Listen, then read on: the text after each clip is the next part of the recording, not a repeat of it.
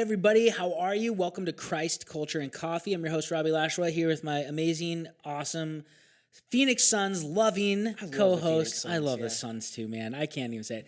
Tyler Hurley.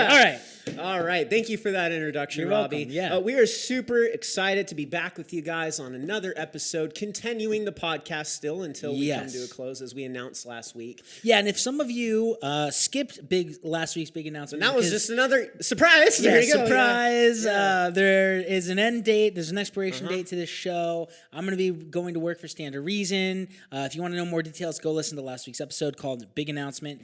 But if you would, I do want to remind people, if you would want to participate in the ministry I'm going to be doing through prayer and through staying in touch and even through financially helping me out, you can do that. We'll put a link in the show notes to where you can donate and where you can sign up to be a part of what I'm going to be doing at Stand to Reason. Yeah. Enough of that. Let's move on. Let's do coffee tip for the day. Tyler, you got the coffee tip. Yes, I do. So this came to a shock to both of us. It came as a shock to both of us. Oh, this is like breaking news. Yeah, right. This is a big deal in the coffee world. So get this. According to a 2020 study, we have a new leader in coffee consumption in the world. Yes, a new number one. A new country has been crowned as king. Maybe not forever, but but for right now, a new country has been crowned as the kings of coffee consumption. Who has been the king of coffee consumption? It was Finland, right? Finland. Finland. For years. For the longest time. Yep, Finland drank the most. We talked about it on our podcast several times too, and we talked about just how much coffee they consume. Finland consumes still to this day. I mean, they're in second place. Yeah, they've moved down in the power rankings though. There's right? That's what we're not talking like the about. Cardinals. You know, sorry, too much Arizona sports for you guys. All right, but yeah, still, the 2020 study that came out is that the Netherlands are now the kings of coffee consumption in the world. That's crazy, because if you would have said marijuana consumption, I would have thought that was true. But coffee? Are you kidding me? Yeah, coffee. They consume the most coffee per capita, meaning based on population, right? Yep. Of course, because of course in the U.S., like there's a lot more like people amounts of coffee based off the population. Sure, because there's way more of us. Yeah, but if you do it by person, by per capita, per person.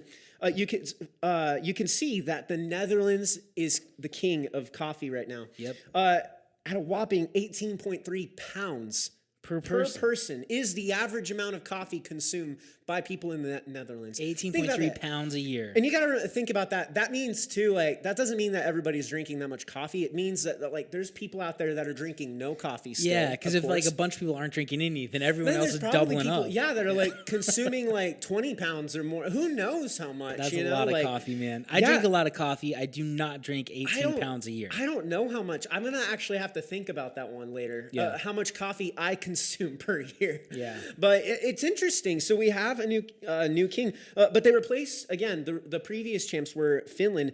Right now they're at 17.2 pounds, so they got them beat by like a pound. Yeah, which is insane considering that Finland was above that. Yeah, they were number one for a long time. Yeah. So it just.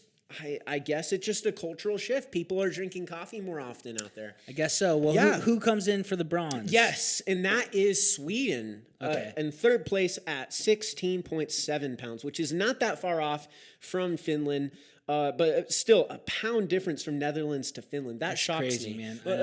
The part of that shocks me, like I said, it's like that Finland was ahead of them. And now they're ahead by a pound. That's just amazing to me. It's not like a few ounces, you know? I wonder how much like COVID had an effect on this, and if they were just at home all the time. Yeah, the study was done in 2020, so maybe it did. Yeah.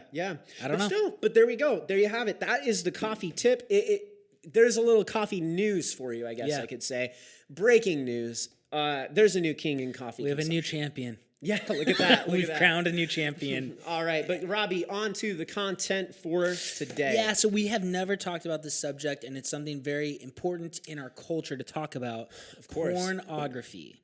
Pornography. So serious subject. We're going to talk about what it does to us, the Christian perspective on it, and what we need to do in response to what Scripture says about pornography. And so as we talk about this, I did want to mention a little snippet here about what is called the empty self. So J.P. Moreland, who's one of my profs at Biola, has written a ton of great books. But in one of his books, he talks about the empty self and how we have seen a rise in our culture of especially young men who he would refer to as empty selves. And he doesn't mean that they're insignificant or they're not special to the Lord, nothing like that. But he defines it in a very specific way. He says that people who are an empty self are, number one, narcissistic. They're preoccupied with their self. They're preoccupied with what they want, their desires, their appetites, their personal fulfillment. Yeah. The second trait of an empty self is that they're passive. They are the couch potato, right? Instead of going out and trying to be victorious, they just like to sit and watch other people be victorious because it's easier. Yeah, Every aspect of life to the empty self is kind of farmed out to other people. The athletes do their winning for them, right? Their pastors do their religiosity for them, right? This person does this, and they're really not contributing or being a productive part of society, but they're passively observing everybody else doing these things. Yeah. It's easy to do this through entertainment. The third trait that he says of the empty self is that they're infantile. And this is really interesting. The needs of the infantile empty self are instant gratification, right? I want to be gratified now. I want my food now, DoorDash. Where are you at? Right. I want you to deliver pizza in 30 minutes or less, or it's free, right? I want my download speed on the internet. I want upload and download speed fast. I want it now, right? Yeah. Instant gratification. They seek comfort and they seek soothing. And the empty self is infantile also because they are controlled by their cravings and appetites. Yeah. That's what controls them. They don't have mastery over their appetites.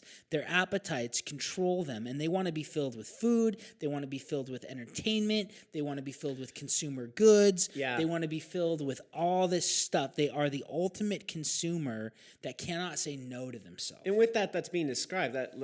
These are obviously like these traits individually are like by themselves are not what defines the empty self. It's when someone is completely consumed and indulges in all of these things, and they're just completely like, because obviously at some points in our lives we all have little tidbits of this. Course. We're lazier, instant gratification. Yeah, but this is a lifestyle. Exactly. That's what I wanted to get across to you guys. This is a lifestyle. It's something that is just embedded in you. That you and this is what everything is about. And so, and what he's saying with this is we're seeing the rise of more and more people like this, especially guys between the ages of 18 and 30.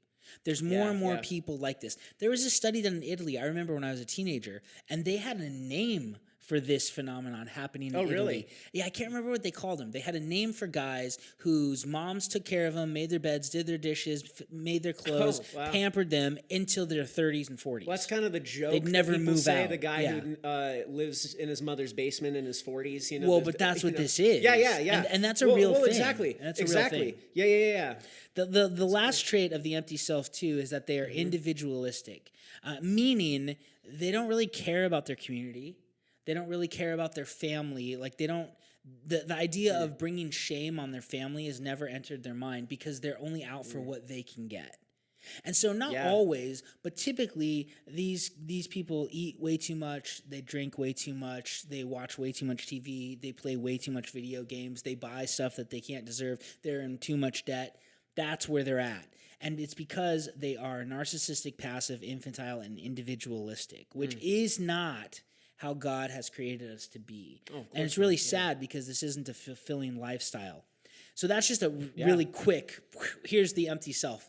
With that in mind, with those traits in mind, it is no wonder that pornography has become such an epidemic. Yeah. Because if you think about it, porn offers endless sexual fulfillment, which is infantile. It is. Right? Because I want self-gratification.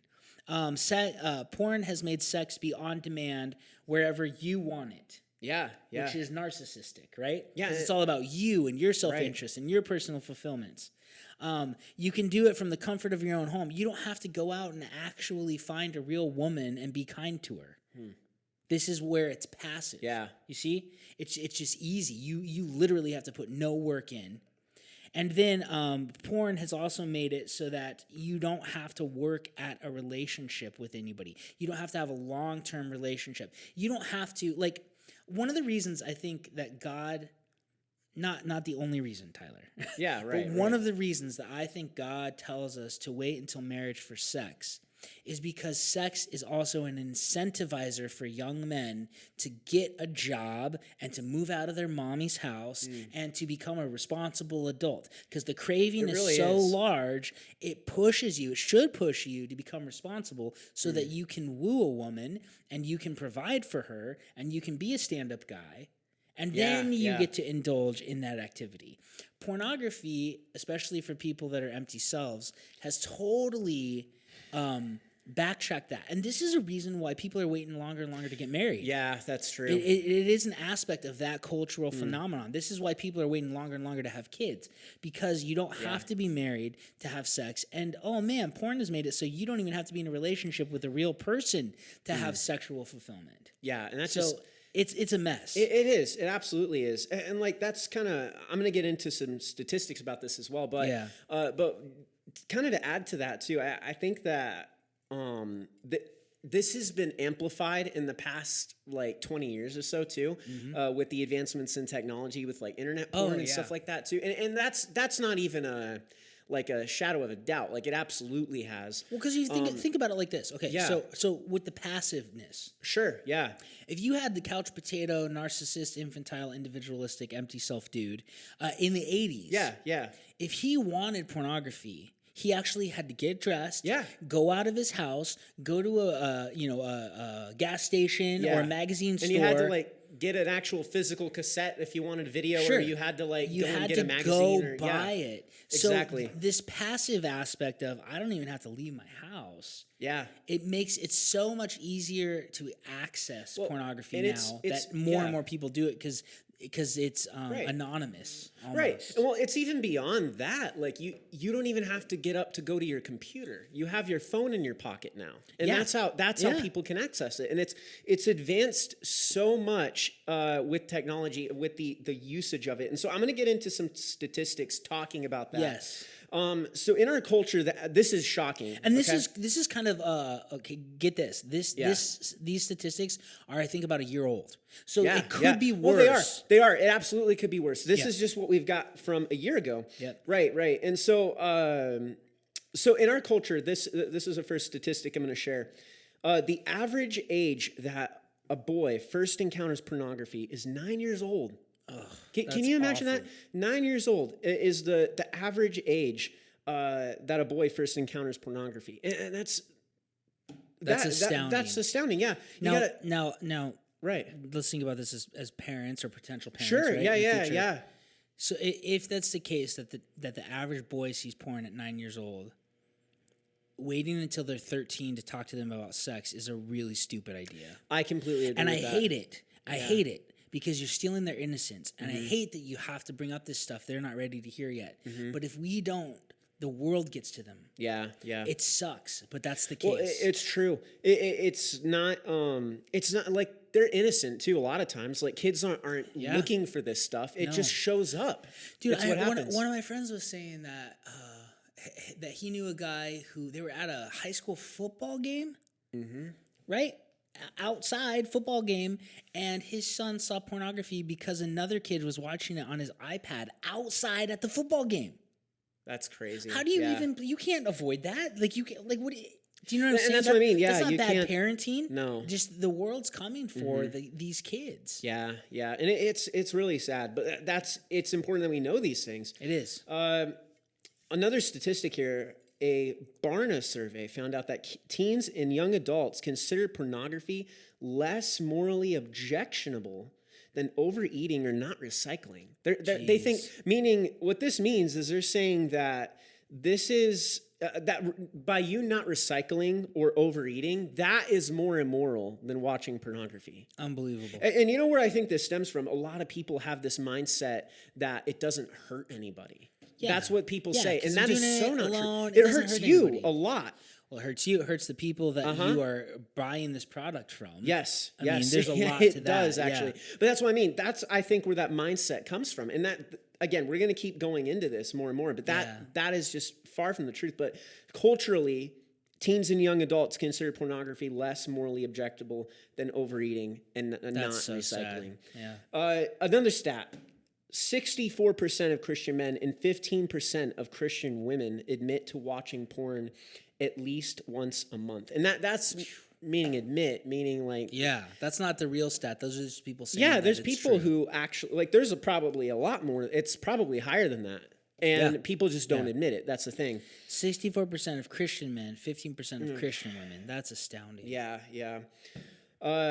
1 out of every 8 online searches and 1 out of every 5 mobile searches is for pornography. Wow. Look at that. That's insane. Yeah. It is insane. You think of all the different things that people can be searching on the internet. 1 out of every 8 online and searches and 1 out of every 5 mobile searches is for porn. Ugh. And like I said about the smartphone, right? Mobile phone. Yeah. Like on the go with your phone. Because nobody else can see it. Exactly. Yeah. It's private. Yeah. Another stat. Pornography takes up 1/3 of the internet's bandwidth. 1/3. You got to think about that. That is insane. That is crazy, man. There's so much. That's practically like. So these stats should be alarming to us. The majority of the internet is for porn. That's essentially what this is saying. Yeah. Like that's. I mean, majority in that category, but like still 1/3. Like that is massive. That is crazy. Yeah. Well, and so now let's contrast it. So this is where we're at culturally, and we live in what has been termed as a pornified culture. Yeah. Where people have porn on their minds a lot, or images that they've seen a lot. And there's physiological reasons for that. It burns in your mind, it burns in your memory, all these things. So we're walking around, and there's a lot of objectifying of each other, and everything's sexualized, you know. And so we live in a culture that is very not biblical. Yeah. However, what does Scripture say sex is for, right? Well, sex is meant to be, and we've done episodes on this. We had one on what's the purpose of sex, and you should go watch that. But sex is meant to be between one man and one woman for one lifetime. That is the biblical view of sex.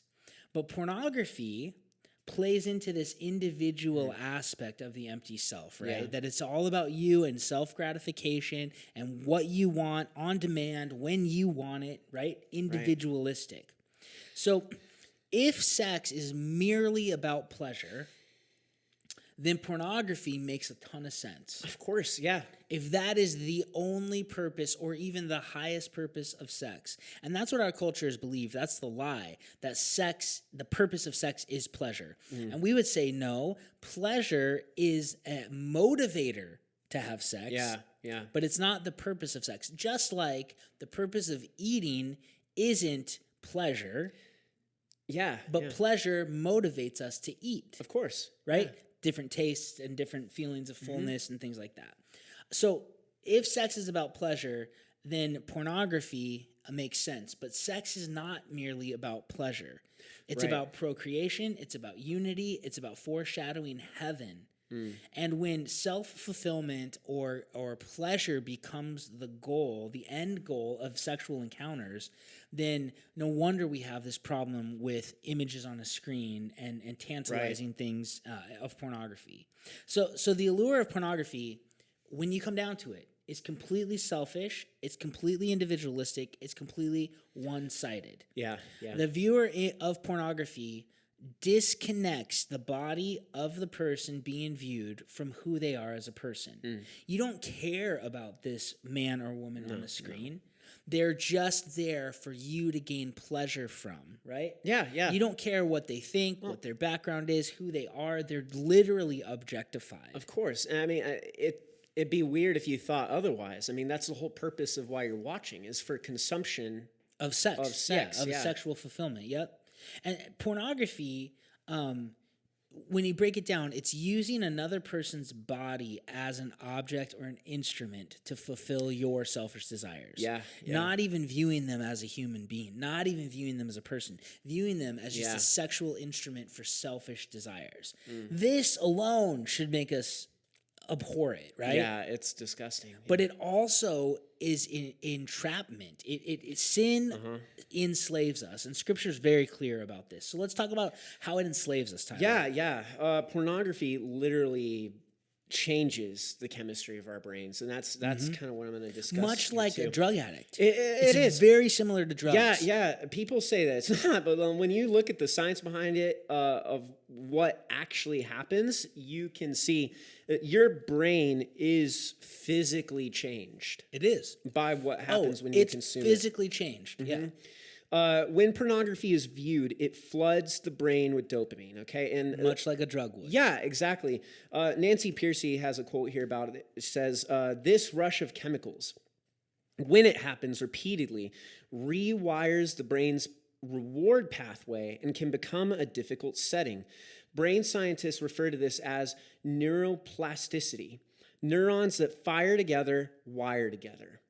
Meaning that it literally changes you to desire this. That's kind of what's happening here. Yep. William M.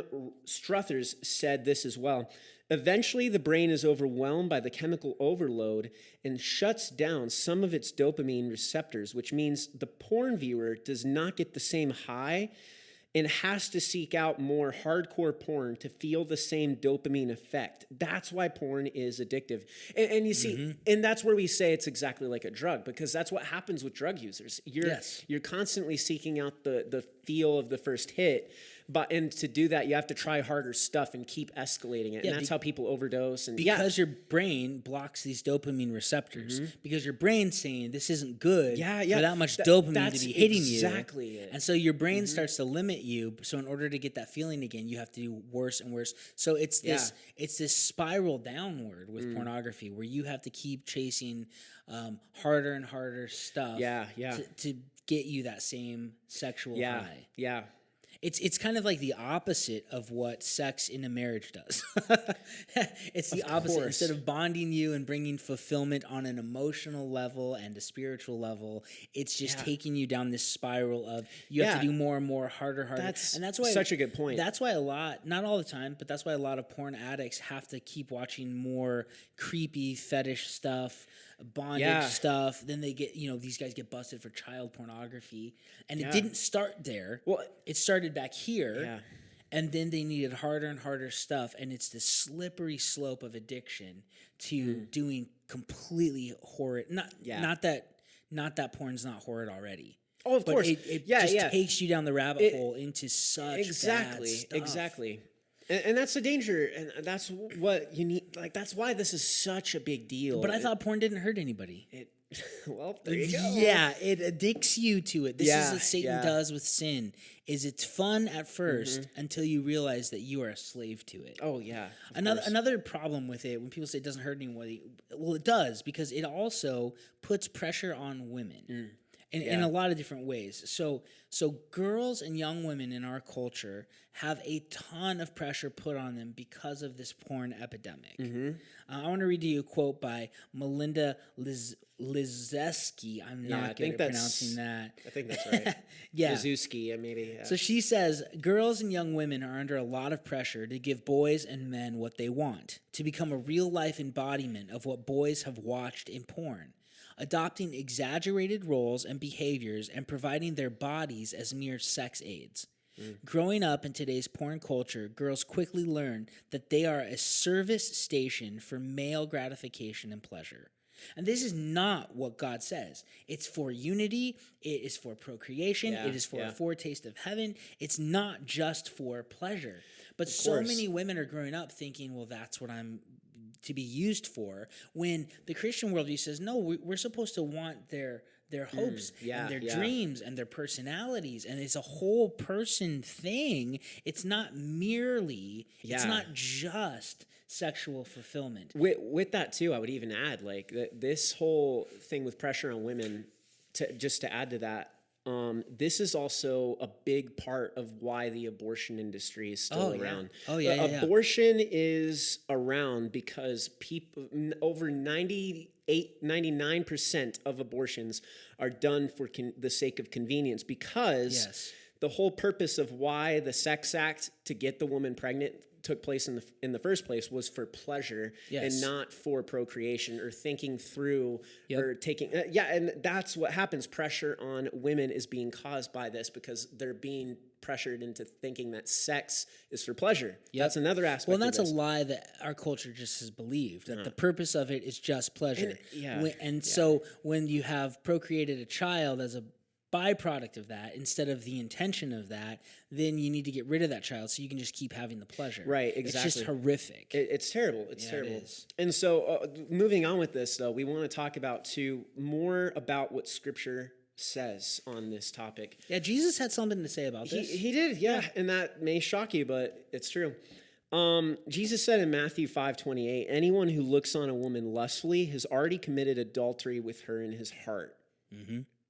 Wow, right? Like Jesus is stating that it is a terrible sin to objectify women. Don't look upon them as an object for your sinful lusts, right? Yeah. You need to look at them as who they are, human beings created with unique personalities in the image of God. Well, and this is the other thing, is they're not yours. No. It's kind of stealing. You're right. And that's why the Old Testament says, don't covet your neighbor's wife.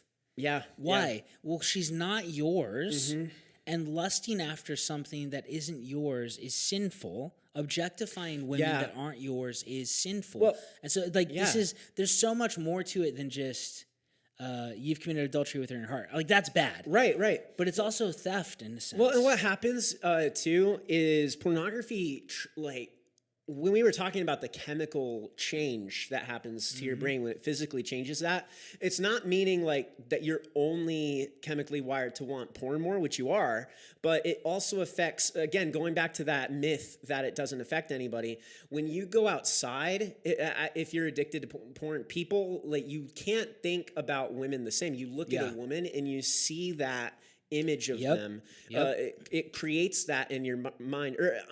That's just what happens scientifically. It absolutely does. No, you've sexualized women to the point where now it's not just something the belief is, I can just do this in the privacy of my own home and it's no big deal. It is a big deal because, number one, you're going to lose sleep because you're doing it at night so no one catches you. And you're going to be terrible at your job and be exhausted. And you're going to go out into the real world, and that's how you're going to look at women. Yeah, and that's affects exactly a lot of things. It affects a lot of things. Not to mention the fact that when you watch it, you are promoting the mistreatment of women who are forced into these things to make it, or volitionally choose on their own to be a part of it. But it's a horrendous industry, and you've heard so many stories of women coming out of it that it just, dude, they have to get drunk to perform these things. Yeah, they have to get high. Well, you got to think about it. It's because they're also dealing with moral confliction of doing it because they know what they're doing. But by you, like even watching or doing any of like the quote unquote free content, you're giving them a view. You're giving them ad revenue. You're giving they're making money off of you. And if there wasn't a demand for it, there wouldn't be a supply of it. You're absolutely correct on that, and that's what the issue is here with that. More scripture on this too to discuss. 1 Corinthians 6:15-20. Says, do you not know that your bodies are members of Christ? Shall I then take away the members of Christ and make them members of a prostitute? May it never be. Or do you not know that the one who joins himself to a prostitute is one body with her? For he says the two shall become one flesh. But the one who joins himself to the Lord is one spirit with him. Flee immorality. Every other sin that a man commits is outside the body, but the immoral man sins against his own body. Or do you not know that your body is a temple of the Holy Spirit who is in you, whom you have from God, and that you are not your own? For you have been bought with a price. Therefore, glorify God in your body. So what this is saying, right? I mean, he said earlier in this passage, do you not know that the one who joins himself to a prostitute is one body with her? Yeah. What he's talking about too. Because sex is for unity. Yeah, exactly. It's not just it's not only physical. It's not only pleasure. Yeah. Yeah, it's not only pleasure.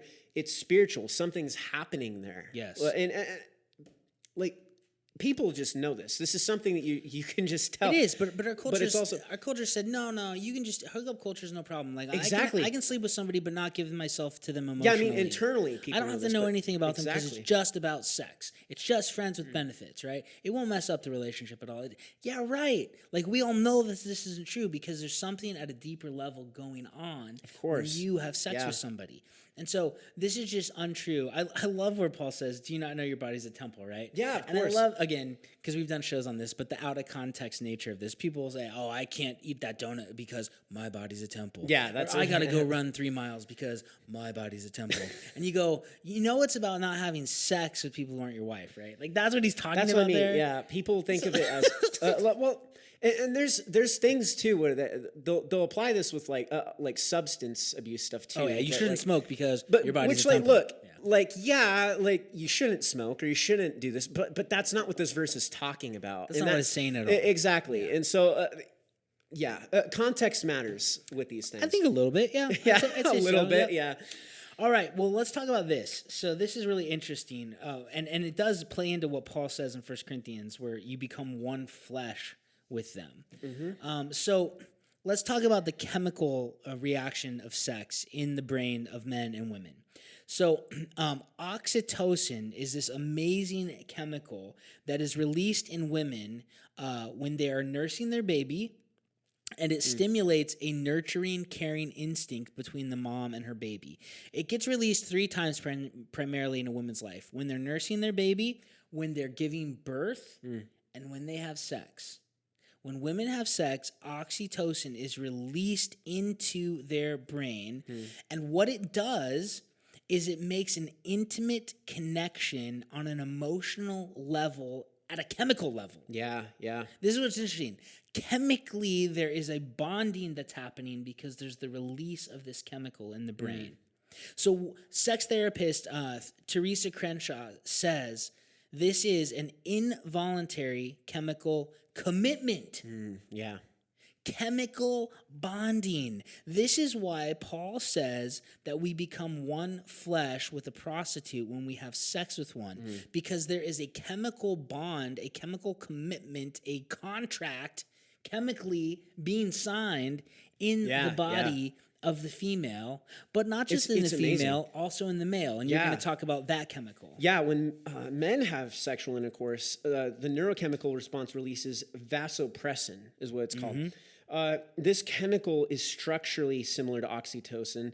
It stimulates bonding with women. With a woman. That's what I meant to say. Yes. But the thing is, what's interesting, some even call vasopressin the monogamy molecule, which is interesting. Monogamy molecule. Yeah. We should make shirts that say that. Vasopressin, monogamy molecule. Yeah. It could be one of those like porn kills love shirts. Except exactly. That's what it says on the front. Then it's like read the back to learn more, and it's got like a barcode or one of those things. Yeah. Cool. That's great.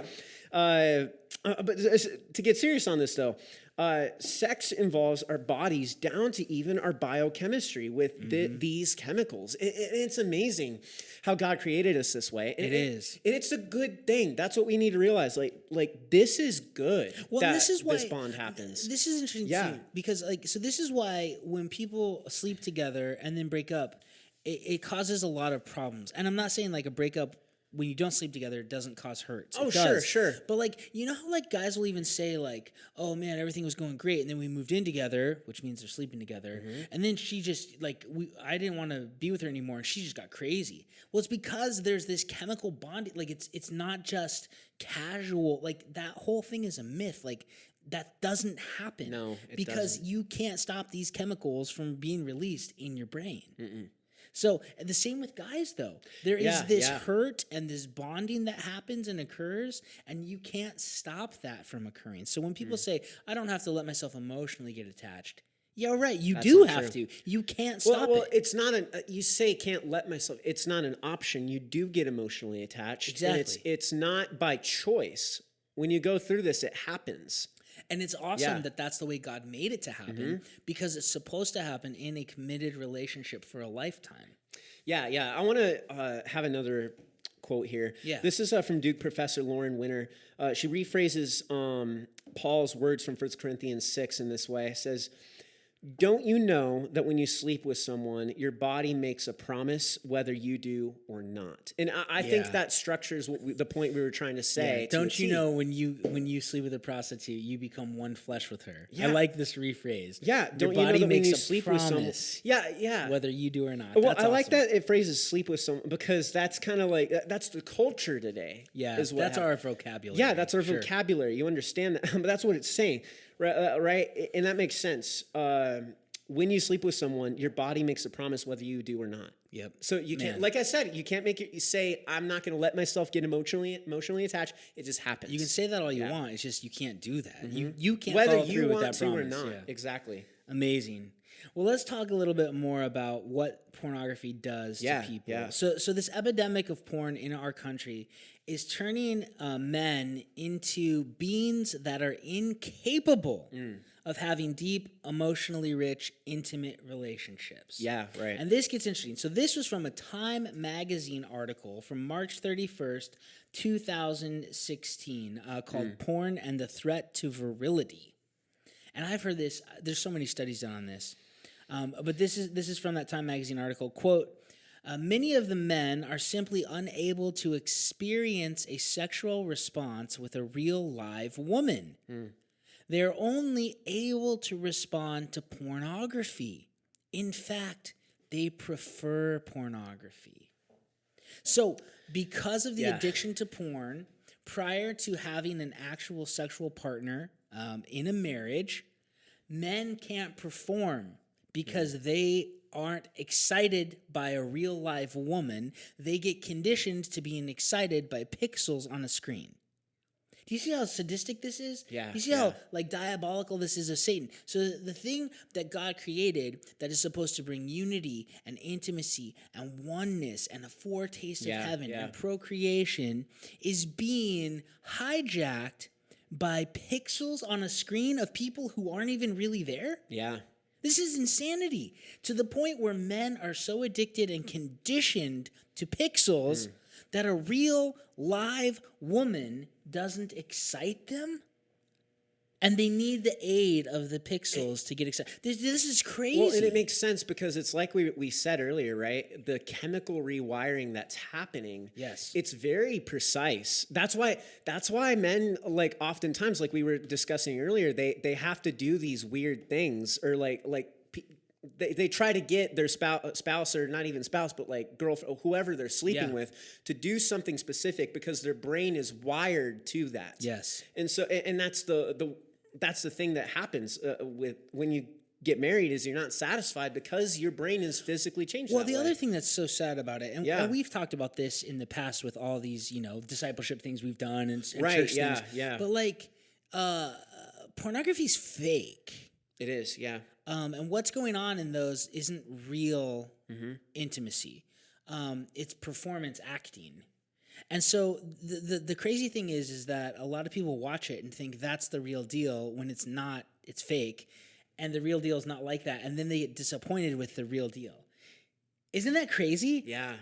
It's like I mean, seriously, it's like watching pictures of a plastic steak on the screen and salivating over it and like, oh man, that thing looks so good. But it's not even a real steak, it's plastic. And then pretending you're and eating then, it or whatever. And then you eat filet mignon, you're like, this isn't as good as that thing I saw. That's not even real. It's fake. It's plastic. It's got sprayed water on it to make it look juicy. Yeah, right. It's not real. And that's a really good way of putting it. that we're having here is instead of having authentic, real intimacy, people prefer this fake thing. It's so sad, man. And it's not healthy, and it hurts women. It hurts intimacy. It's disappointment in marriage.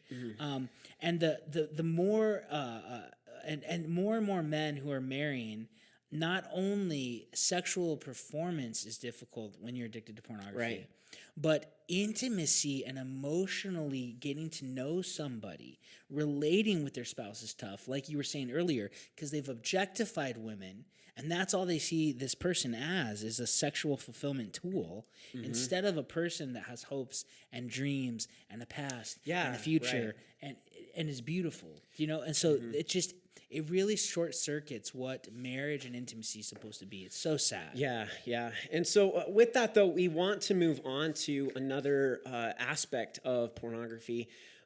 This is interesting. So we want to read you guys what we would call the cautionary tale of Ted Bundy, right? Yes. During the 70s, I mean, pretty much everyone knows who Ted Bundy is. Well, they made mean, Netflix specials about him, or maybe not Netflix. They have. Is that what it is? Yeah, Yeah, they've made. Well, Zac Efron played him in a movie. Oh, that's right. Yeah. Yeah, it's crazy. Well, and there's been documentaries. Of course, tons of. Well, he's like the true crime, like when you think of true serial crime, killer. That's like the textbook serial killer that people think of from back Bundy. in the day. Yep. So, like I said, he was around in the 70s. What he did, he raped, beat, and murdered at least 30 girls and women between the ages of 12 and 26. And I say at least. They estimate that he actually likely did this to more than 30. Sure. But they don't have a count or a track of all the women that he did it to. And this is just horrendous. It's like, terrible. Unbelievable. Yeah.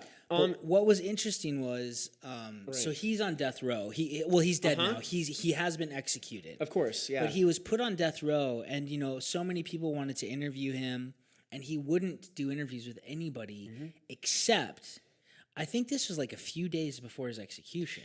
Yeah. He asked if Dr. James Dobson from Focus on the Family would come and interview him. And so Dobson went and interviewed him, and you can look it up. You can watch the video online. Or at least you can listen to a transcript online too. But the video's on YouTube of this interview that James Dobson did with Ted Bundy in prison before he was executed. So we've got not the whole thing, but we've got some of the transcript, and we want to read it to you because we want you to think about what he says about pornography. Yeah. Now, again, neither of us believe that pornography will lead to you becoming a serial killer. No, that's what we're pointing out. We don't believe that porn directly leads people to this, but there's dangers in this, and you can see how he got there, and that's the point. That's the point that we're going to make with this. But just a disclaimer: when we're reading this, we're going to read this back and forth, line by line. I'm going to play the part of Dobson. Yeah. When I'm going to be Ted Bundy. Yeah. When I say play the part, we're not going to act or anything, but I mean we're going to read it. Yeah, we're going to read it. But I'm just saying beforehand, you're going to hear us like repeating back and forth. Obviously, this isn't us saying we're telling the story. Just, please don't think this is us saying these things. Yeah, Robbie's going to be reading Ted Bundy's portion of this, so don't think that Robbie is Ted Bundy. Please don't think that. Right? So here we go. So I'm going to read and just follow along as we go through this transcript. So Dobson says, "For the record, you were guilty of killing many women and girls." And Ted Bundy said, "Yes, that's true." So then Dobson says, "How did it happen? Take me back. What are all the antecedents of the behavior that we've seen? You were raised in what you consider to be a healthy home. You were not physically, sexually, or emotionally abused." And Ted Bundy said, "No, and that's part of the tragedy of this whole situation. I grew up in a wonderful home with 2 dedicated and loving parents, as one of 5 brothers and sisters. We as children were the focus of my parents' lives. We regularly attended church. My parents did not drink or smoke or gamble. There was no physical abuse or fighting in the home. I'm not saying it was Leave It to Beaver, but it was fine, solid Christian home. I hope no one will try to take the easy way out of this and accuse my family of contributing to this. I know, and I'm trying to tell you as honestly as I know how, what happened. As a young boy of 12 or 13, I encountered, outside the home in the local grocery and drugstores, softcore pornography. Young boys explored the sideways and byways of their neighborhoods, and in our neighborhood, people would dump the garbage. From time to time, we would come across books of a harder nature, more graphic. This also included detective magazines, etc., and I want to emphasize this. The most damaging kind of pornography, and I'm talking from hard, real, personal experience, is that involves violence and sexual violence. The wedding of those 2 forces, as I know only too well, brings about behavior that is too terrible to describe." Dobson says, "Walk me through that. What was going on in your mind at that time?" And Ted Bundy says, "Before we go any further, it is important to me that people believe what I'm saying. I'm not blaming pornography. I'm not saying it caused me to go out and do certain things. I take full responsibility for all the things that I've done. That's not the question here. The issue is how this kind of literature contributed and helped mold and shape the kinds of violent behavior. And Dobson says it fueled your fantasies.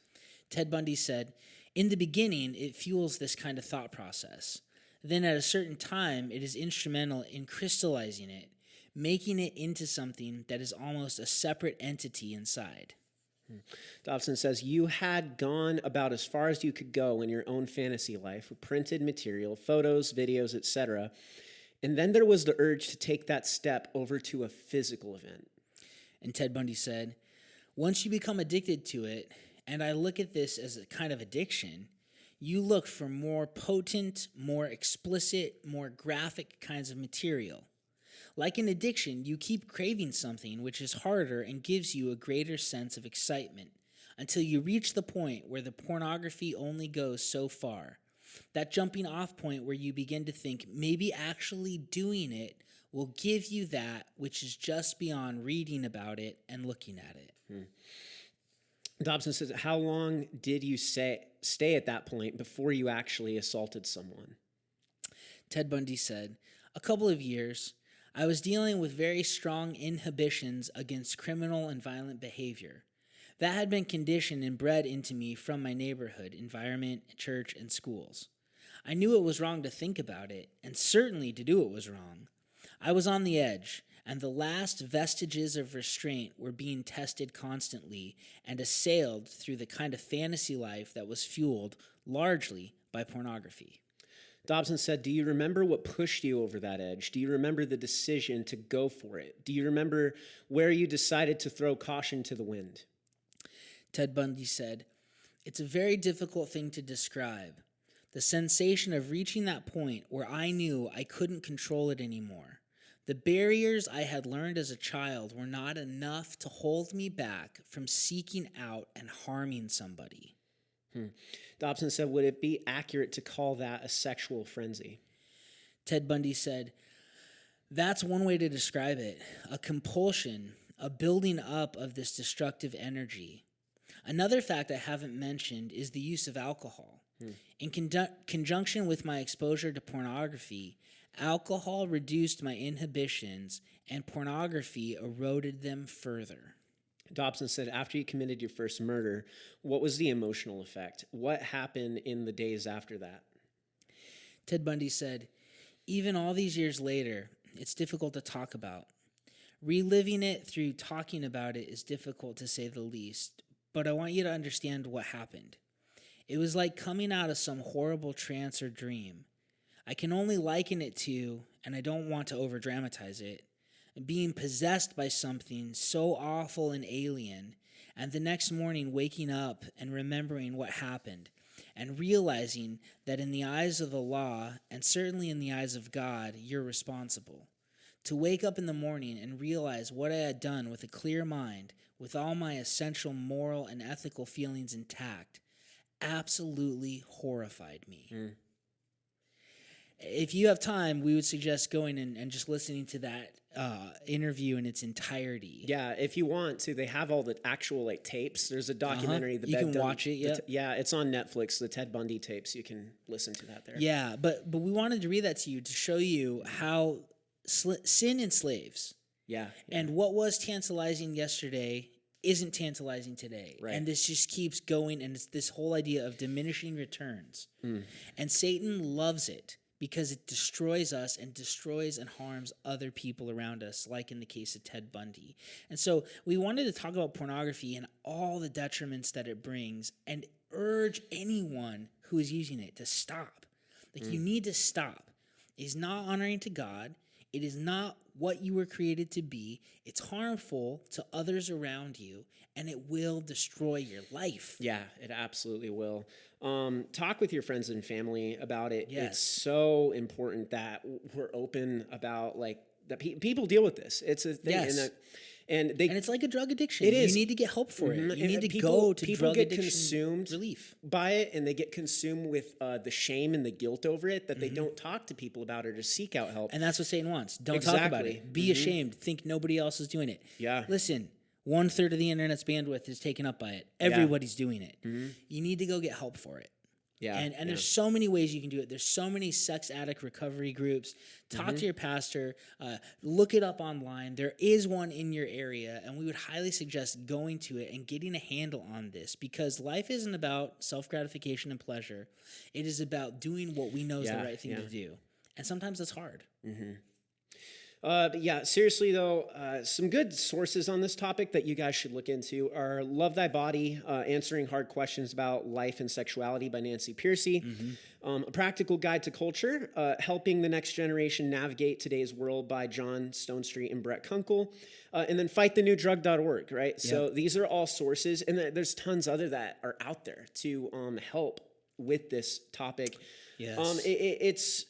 It's an epidemic, like you said. It's something that is completely taken over the culture, and it's in the churches, it's in our homes, in our families, and it's something that's really, it's destroying families. It's destroying relationships, not creating or building anyone up. So, and Jesus specifically says, don't do that. Yeah. So we have got to get a handle on this. Self-control is one of the fruits of the Spirit, isn't it? Yeah, it is.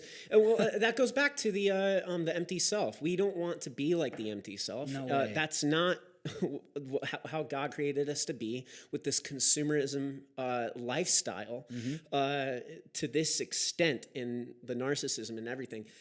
That should not be. That's not who we were created to be. That's not the goal of life. Yeah, of course. And we need to strive to be more like Christ, and to be conformed, and not be conformed by the world, but be transformed by the renewal of our minds, which is what Scripture says. And that's through getting help. And the good news is you can rewire your brain to have healthy channels, and healthy rewiring.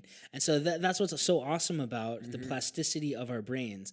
But if you're a man or a woman who's struggling with this, you need to go get help for it. Don't delay. Don't wait anymore. Honor the Lord with your minds. Honor the Lord with your bodies. Honor the Lord by obeying what he says. And go out and get help for this addiction, because it is destroying so many people.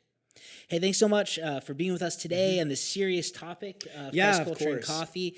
We do just want to tell you how much we appreciate you listening. Yes, and again, like we talked about last week, because I'm going to be moving on to Stand to Reason, if you would like to follow what I'm going to be doing or support me, you can click the link in the show notes and sign up to be a part of that. We'd love that. But thank you so much for being with us today to hit this tough topic that we needed to talk about. And we'll be back next week with another episode, so have a good week, and we will see you then.